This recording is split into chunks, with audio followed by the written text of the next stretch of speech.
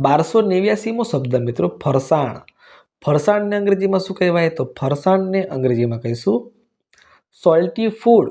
SALTY salty FOOD food. Salty food મતલબ કે ફરસાણ.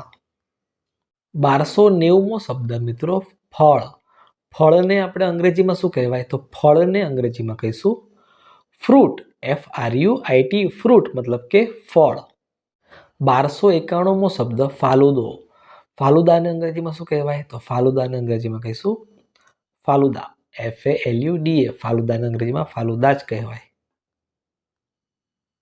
1292મો શબ્દ મિત્રો ફુરસદ. ફુરસદને અંગ્રેજીમાં શું કહેવાય? તો ફુરસદને અંગ્રેજીમાં કહીશું લેઝર. LEISURE લેઝર મતલબ કે ફુરસદ. 1293મો શબ્દ મિત્રો ફૂલવું.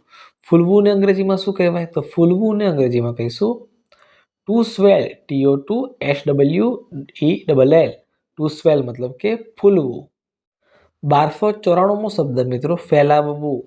ફેલાવવુંને અંગ્રેજીમાં શું કહેવાય? તો ફેલાવવુંને અંગ્રેજીમાં કહીશું two spread. TOSPREAD spread. Two spread મતલબ કે ફેલાવવું. 1295મો શબ્દ મિત્રો ફોલવું.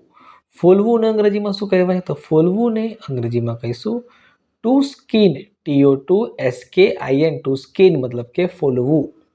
1296મો શબ્દ મિત્રો બગડવું. બગડવુંને અંગ્રેજીમાં શું કહેવાય? તો બગડવુંને અંગ્રેજીમાં કહીશું ટુ ગો બેડ.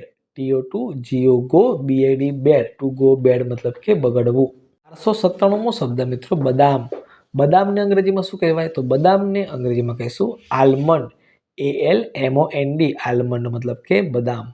1298મો શબ્દ મિત્રો બરણી. બરણીને અંગ્રેજીમાં શું કહેવાય? તો બરણીને અંગ્રેજીમાં કહીશું જાર. JAR જાર મતલબ કે બરણી. 1299મો શબ્દ મિત્રો બરફ. બરફને અંગ્રેજીમાં શું કહેવાય? તો બરફને અંગ્રેજીમાં કહીશું આઈસ. ICE આઈસ મતલબ કે બરફ. 1300મો શબ્દ મિત્રો બહાર. બહારને અંગ્રેજીમાં શું કહેવાય? તો બહારને અંગ્રેજીમાં કહીશું આઉટસાઇડ. OUTSIDE આઉટસાઇડ મતલબ કે બહાર. 1301મો શબ્દ મિત્રો બાટલી. બાટલીને અંગ્રેજીમાં શું કહીશું? તો બાટલીને અંગ્રેજીમાં કહીશું બોટલ. BOTTLE બોટલ મતલબ કે બાટલી. 1302મો શબ્દ મિત્રો બાફવું. બાફવુંને અંગ્રેજીમાં શું કહીશું? તો બાફવુંને અંગ્રેજીમાં કહીશું to boil. TOBOIL boil. To boil મતલબ કે બાફવું. 1303મો શબ્દ મિત્રો બીમાર. બીમારને અંગ્રેજીમાં શું કહેવાય? તો બીમારને અંગ્રેજીમાં કહીશું ઇલ. ILL ઇલ મતલબ કે બીમાર.